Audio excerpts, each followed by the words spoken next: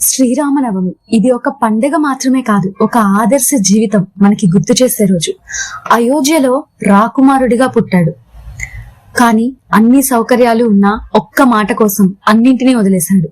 రాజ్యం వదిలాడు, అడవిలో జీవించాడు. సుఖాన్ని కాదు, కష్టాన్ని ఎంచుకున్నాడు. ఎందుకంటే ఆయనకు రాజ్యం కంటే ధర్మం గొప్పది. తనతో పాటు నడిచిన వాళ్ళు అంతా ప్రేమించిన వాళ్లే. కానీ జీవితం ఎప్పుడూ సులువు కాలేదు. ప్రియమైన వారిని దూరం చేసుకోవాల్సి వచ్చింది. హృదయం నొప్పించినా సరే కఠినమైన నిర్ణయాలు తీసుకోవాల్సి వచ్చింది. ఆయన ఒక్కసారి కూడా తన మార్గం మార్చలేదు. అందుకే ఆయన దేవుడయ్యాడు అని కాదు, ధర్మాన్ని చివరి వరకు కాపాడిన మనిషి కాబట్టి మన హృదయాల్లో దేవుడయ్యాడు.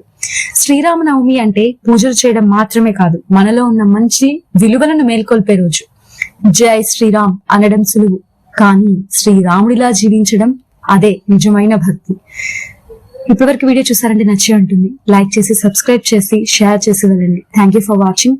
హ్యాపీ శ్రీరామనవమి.